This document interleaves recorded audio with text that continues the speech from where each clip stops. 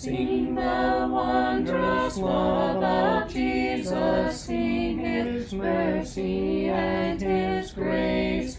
In the mansions bright and blessed, he'll prepare for us a place. When we all get to heaven, what a day of rejoicing that will be when we all see Jesus. We'll sing and shout the victory. While we walk the pilgrim pathway, clouds will overspread the sky.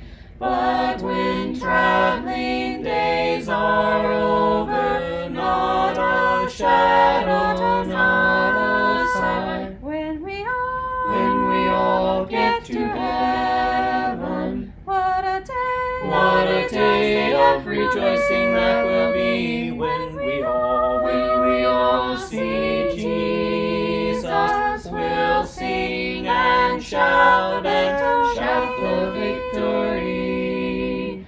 Let us then be true and faithful, trusting, serving every day. Just one glimpse of him in glory will the toils of life repay. When we all get to heaven, what a day of rejoicing that will be when we all see Jesus. We'll sing and shout the victory. Onward to the prize before us, soon his beauty will behold. Soon the pearly gates will open, we shall tread the streets of gold. When we all get to heaven, what a day of rejoicing that will be when we all see Jesus. We'll sing and shout the victory.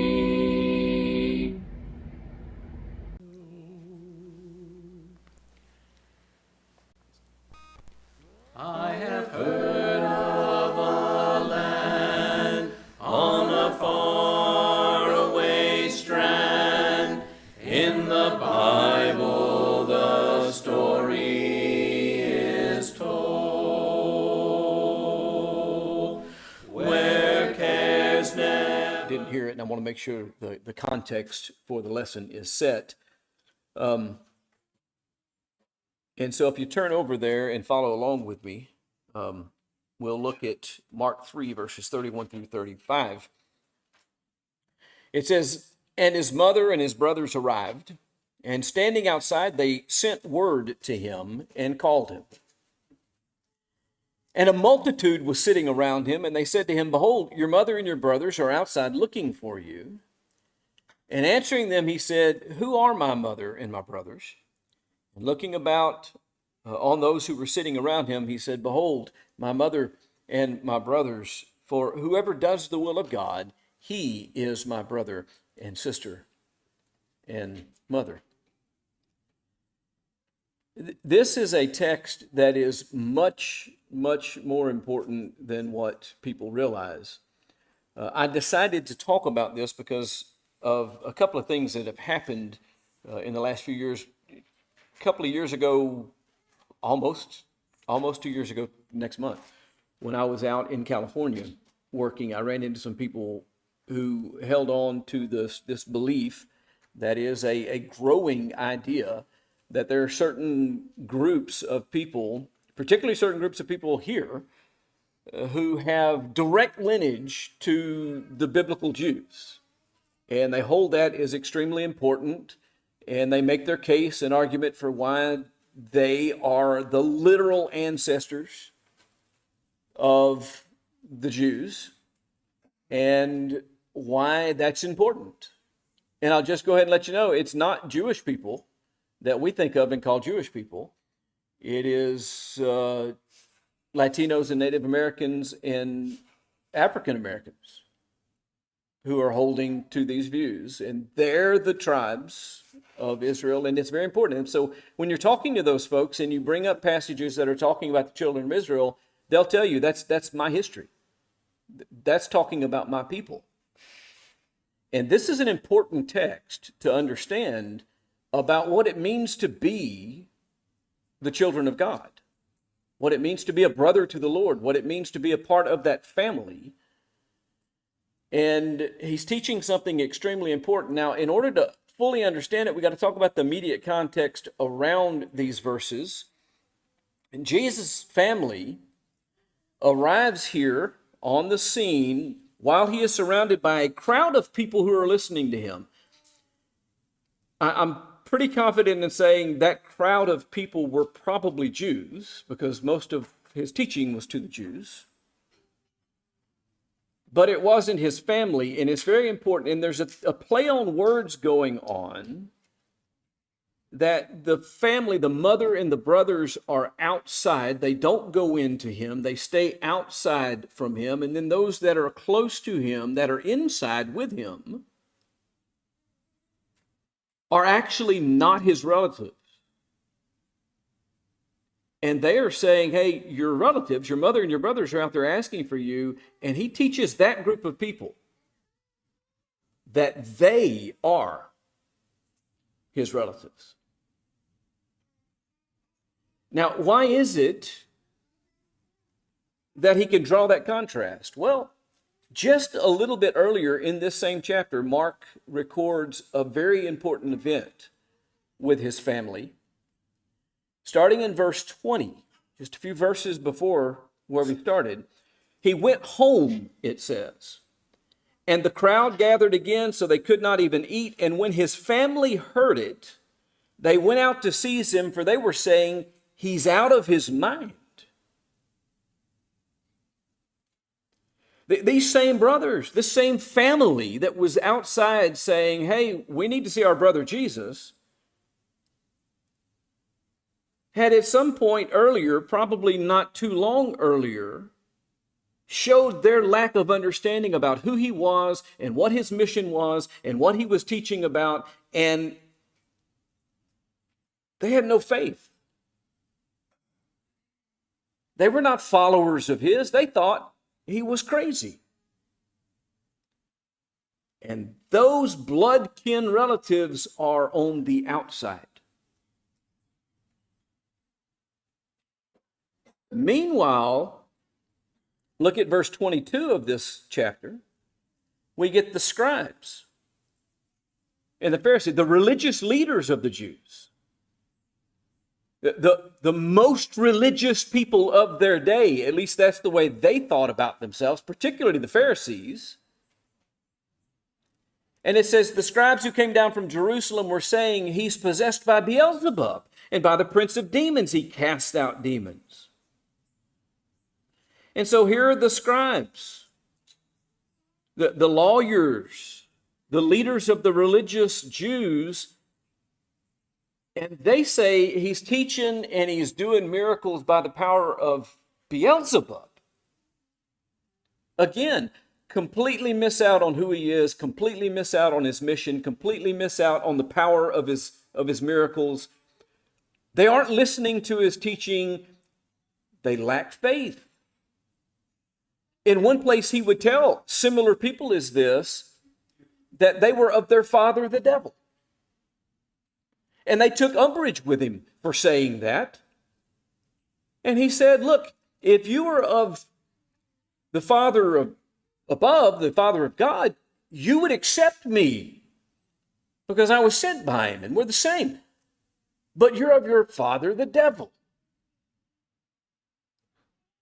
because of what you believe and what you do is what he espouses, not what God espouses. If you listen to Abraham, if you listen to the prophets, you'd come to me. But you're not willing to come to me. And so we've got the most religious people of the day, again, being shown to be lacking faith, lacking connection, not disciples of Jesus, not followers of God, followers of the Lord, but instead attributing him to working through the power of Beelzebub in the prince of demons. And it's in that context that Mark contrasts those outside, who were his natural kin in the religious leaders, to those who are inside, who were his true disciples, because they received his word, because they listened to him, because they believed him, because they had faith. The narrative pivots on this distinction between biological kinship and spiritual kinship, between material things and spiritual things, between identity and between faith. And this is one of Jesus' clearest redefinitions of what it means to belong to the people of God. It is not the descendants of Abraham that are the people of God. It's not the people with a lineage that are the people of God. It's not the people who claim with their mouth to be associated with God who are of God. It's not even those who literally are the physical kinsmen who are of the family of God. It is those who are of faith.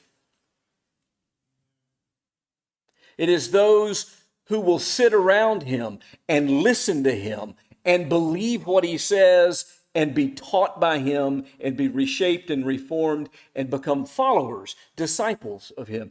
Those are his mother and his sisters and his brothers. Do you notice it's just his mother and his brothers that come, but when he makes the point, he specifies my mother and my sisters and my brothers. He brings all genders into the consideration. We have some literal meaning here that we have to think about as far as what's being said here. When Jesus asks, "Who are my mother and my brothers?" he's not dismissing his earthly family. He's not saying that Mary was not his mother. He didn't lack love for her. He didn't lack respect for her. He was a loving child who honored his parents. That was not his point. He's not dismissing his siblings. He's instead using this as a moment to reveal something that is a much higher truth, that is much more important, that is much more substantive, that is much more real than the material things of the earth.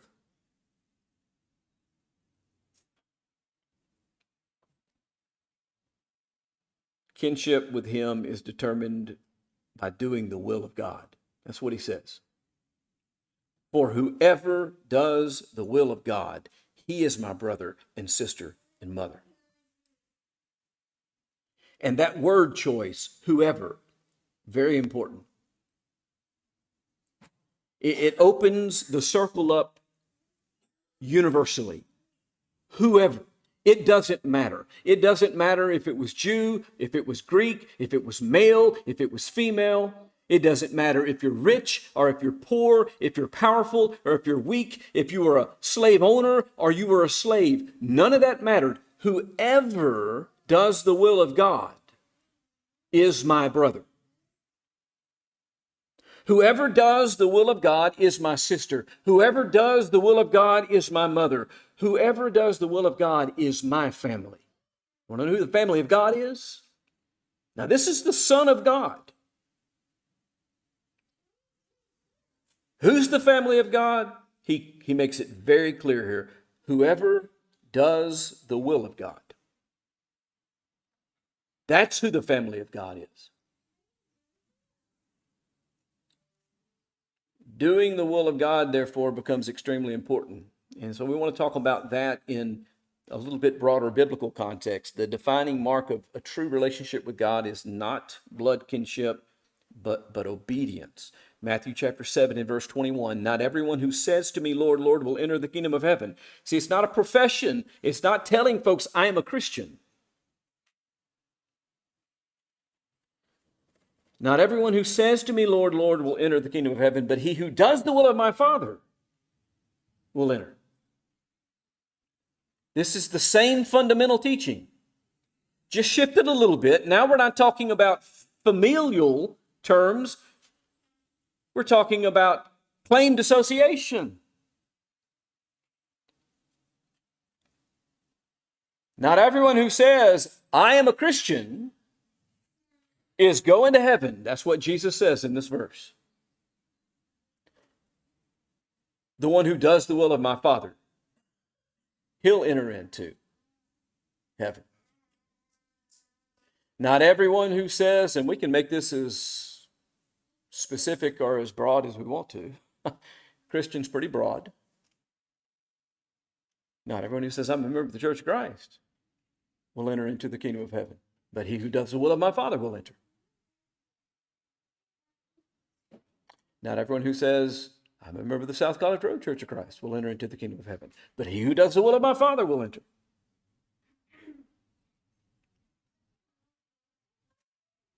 John 14:15 is expressing the same truth as well. If you love me, you will keep my commandments.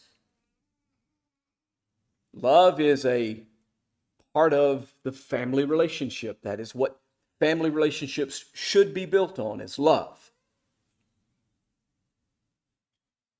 If you're part of my family, if you're my mother, if you're my brother, if you're my sister, if you're part of the family of God, then you should love me. And if you love me, you will keep my commandments. The characteristic that associates us with the love of God, that associates us with being brethren with Christ, that associates us with the family of God, that associates us with those who will be saved, that associates us with the kingdom of God. We can go on in any of the ways that it's expressed in the Scripture. The consistent character that the Bible presents to us of those who belong to those groups.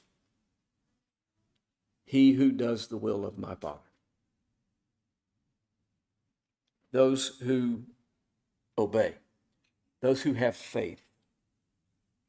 Faith that is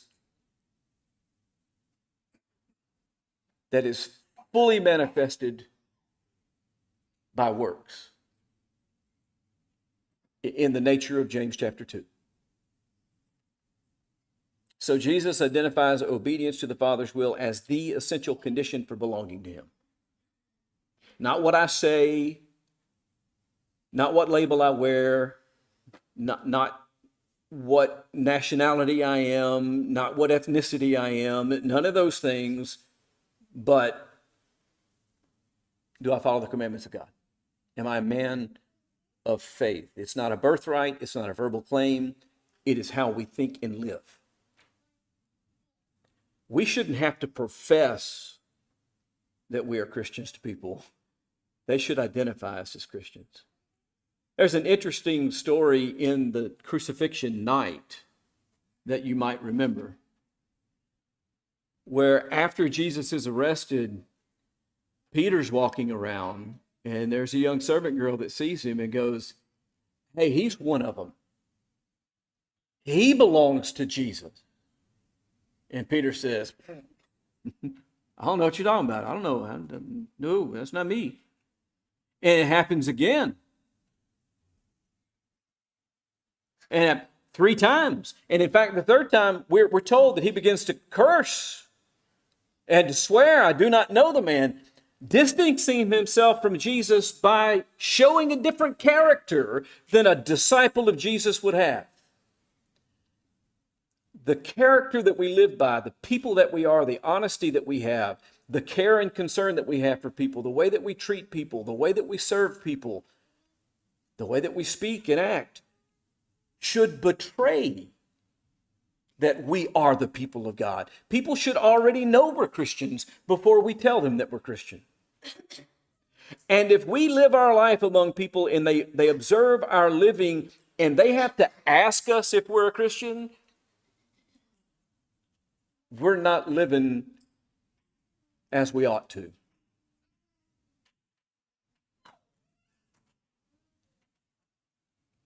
There should be people saying, hey, you're a Christian. Not, are you a Christian? Spiritual versus physical descent. I want to move to Romans chapter 9 for a moment. Romans chapter 9 is an important parallel teaching to this. We're going to read just verses 6 through 8, but understand that chapter 8, chapter 9, maybe even chapter 10, you can take all of this and look at it to develop the idea fully. But we're going to look at verses 6, 7, and 8 from Romans 9. For they are not all Israel who are descended from Israel.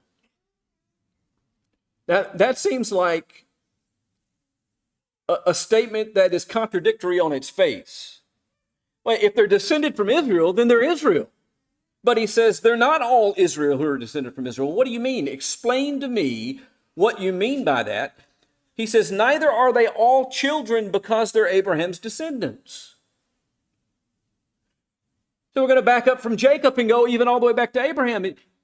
Just because Abraham is your father doesn't mean you're the children of Abraham. Well, how's that possible? Through Isaac your descendants will be named. That is, it is not the children of the flesh who are children of God, but the children of the promise who are regarded as descendants. It wasn't about the lineage, it was about the promise. And the promise ultimately is directed not directly from it, but down from Abraham to Isaac to Jacob. Down, down, down, down, down to Christ.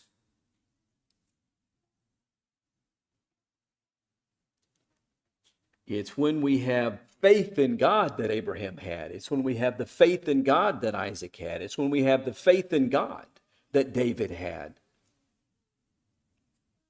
that we participate in the promise of God, which was made through them. Jesus redefined his family in spiritual rather than physical terms. And just like he did that, Paul here makes clear that true Israel consists not of those who are in the lineage of Abraham,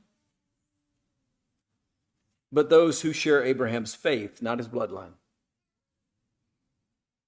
They are not all Israel who are descended from Israel. Only those who have the faith are Israel. That's what true Israel is. Both of these teachings are revealing the same principle. God's family is established by faith and obedience in his will, not by natural inheritance, not by anything in this physical realm. We are born of God. We are not born of the flesh. John echoes the exact same teaching in John chapter 1 in verse 13.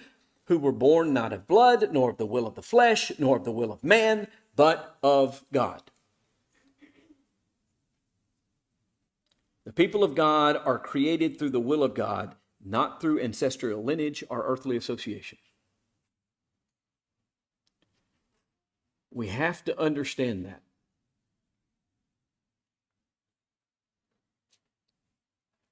There are some observations that we can deduce, some stated truths from the things that we've looked at here. True kinship with Christ is spiritual kinship. Jesus explicitly bases belonging on doing the will of God, not on being. In fact, how many children did Jesus have? Physical children. Not a one.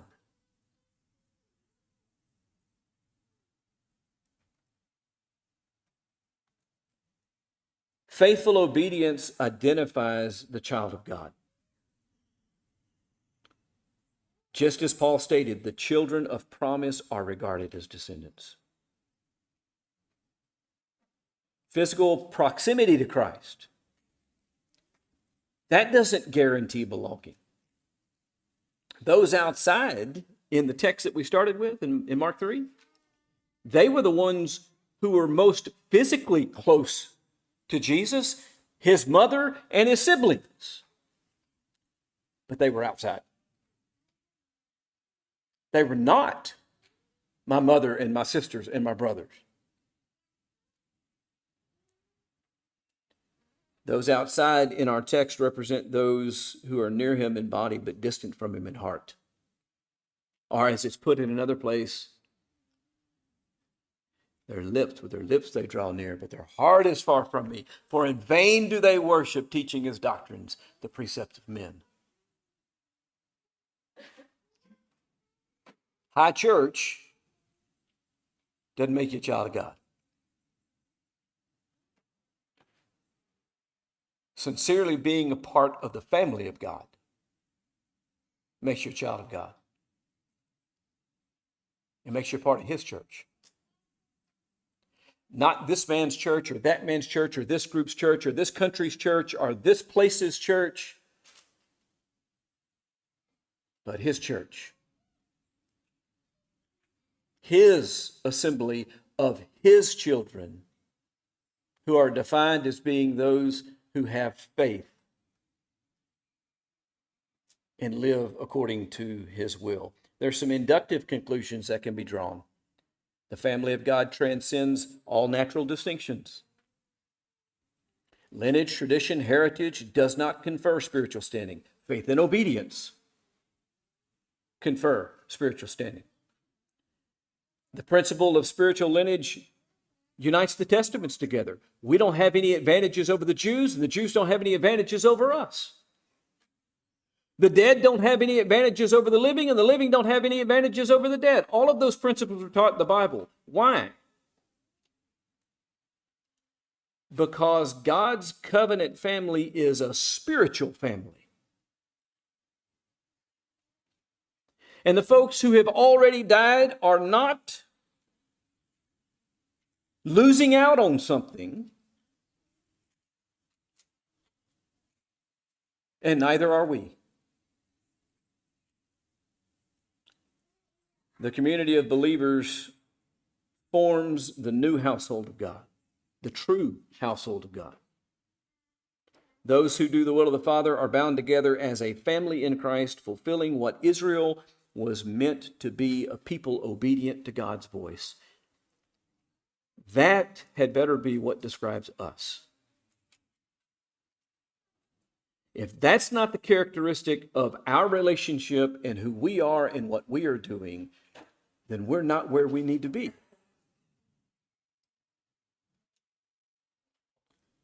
There's some significance and application to these things that are important. Number one, faith and obedience are the true heritage of God's people.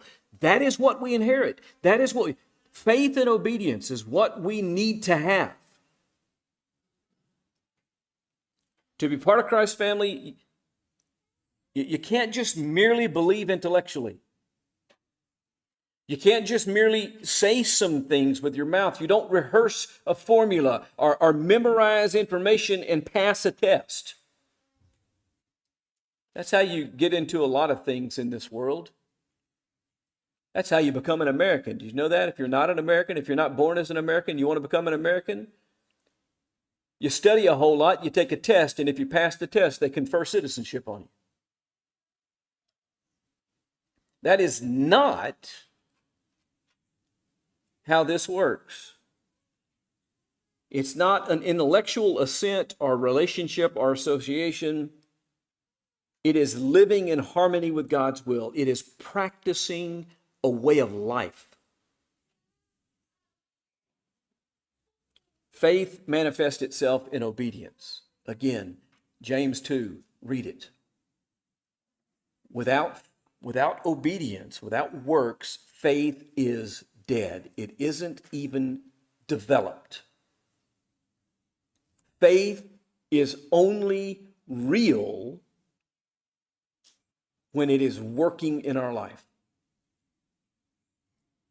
God's kingdom reorganizes human relationships. This is a tough one. This is what I was talking about a little bit this morning. Allegiance to Christ takes precedence over every natural tie. Family, nation, heritage, ethnicity, doesn't matter which one you want to talk about. It doesn't matter how important. Christ is more important. The relationship we have to God through Christ is the preeminent relationship in our life, which is why, as I talked about this morning, it is the spiritual relationships that we sustain that are so important.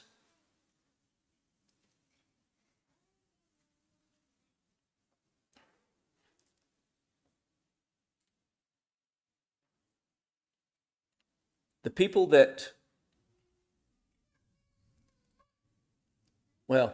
are our truest family are the people who, like us, are seeking to do the will of God. Spiritual Israel is defined by faith. Isaac, not Ishmael, was counted as a child of promise. So those two born of the Spirit, those who obey in faith, they constitute the true people of God. That's one of the big arguments of the book of Romans. So, to summarize what we've seen here, and I have no idea what time it is because the clock is crazy behind. I got 5 minutes, okay. To summarize what we got here, the relationship with Christ depends on doing God's will, not natural connection.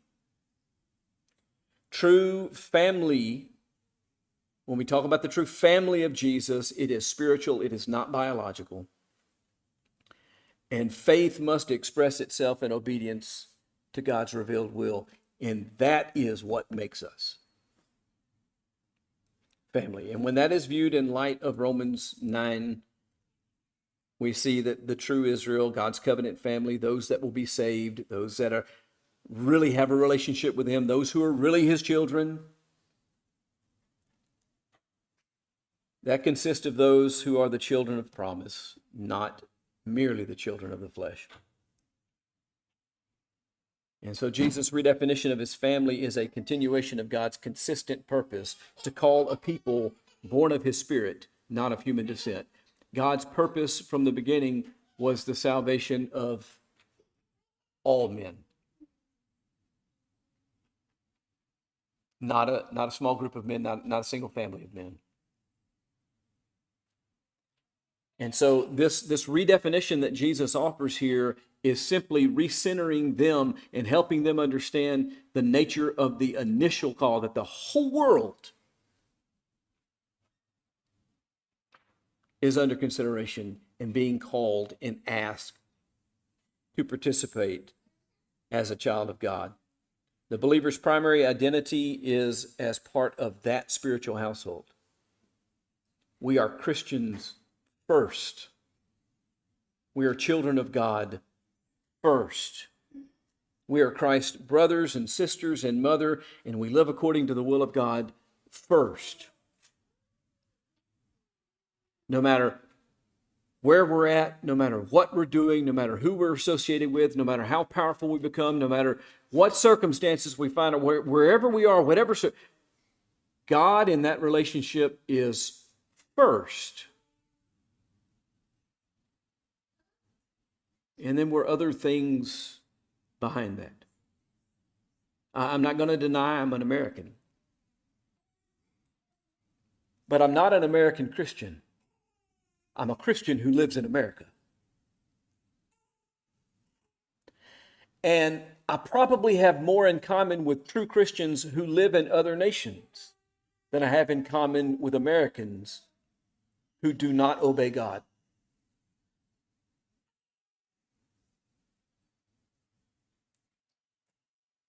I'll leave you with three passages of Scripture to think about. Hebrews chapter 2 and verse 11 to begin with.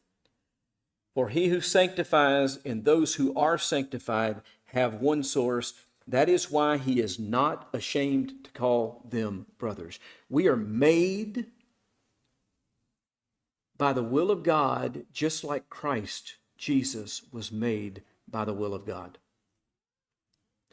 And that is why he is not ashamed to call us brothers. And so here's the rub on that passage. If I don't live up to the standard,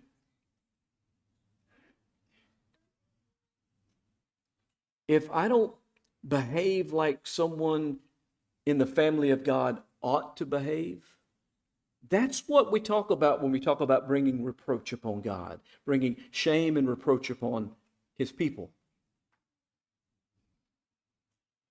He's not ashamed to call us brothers when we've been born of the Spirit rather than just born of the flesh. Second passage, Romans chapter 8 and verse 29. For those whom he foreknew, he also predestined to be conformed to the image of his Son, in order that he might be the firstborn among many brothers.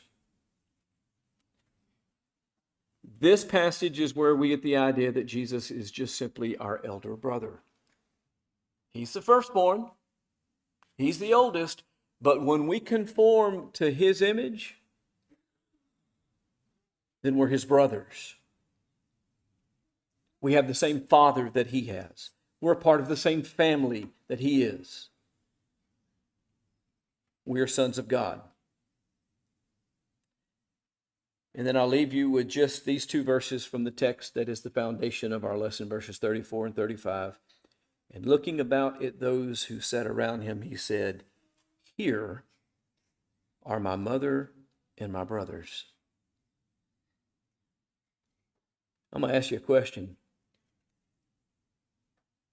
You have to imagine for a moment, engage that part of your brain that is creative. Imagine for a moment that Jesus is alive on the earth.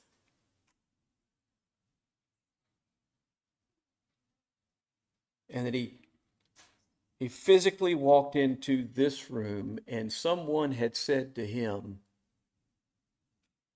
your mother and your brothers want you. And he's asked the question, well, who is my mother and my brothers?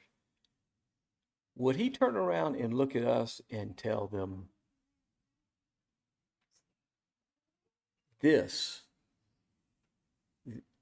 Leo's my brother. Ken is my brother. Greg is my brother. You want to know who my brothers are? Look in this room. These are my brothers and my sisters and my mother.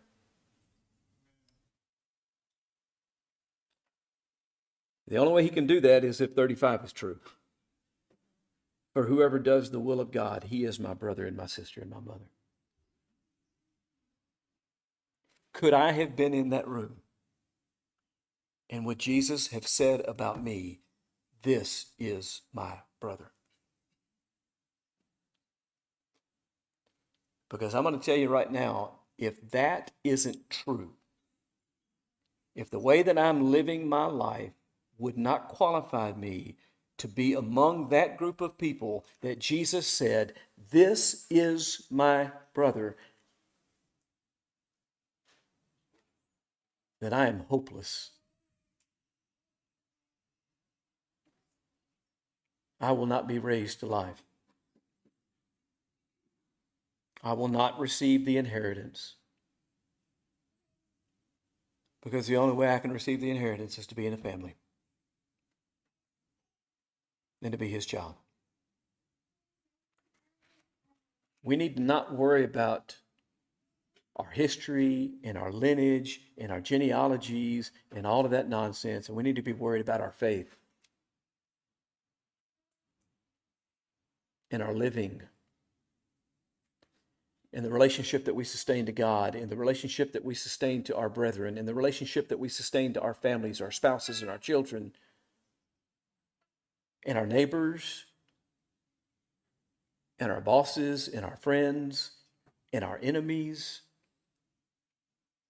And as we talked about at the end of the lesson this morning, those who are lost, the relationship we sustain to them and how we live in connection with them and what we say to them and what example we give them and what speech we share with them. We need to be worried about those relationships so that we are sons of God by faith. Because I'm going to tell you what Jesus would do if he was in this world. Jesus would be teaching people. Come follow me. And if I am a child of God, then I'm teaching people the same thing. Follow him. Come and see. Learn about the firstborn. Become a child of God. And let's walk together in obedience to God by faith so that we might be saved. Because that's why Jesus came into the world, that he can save sinners.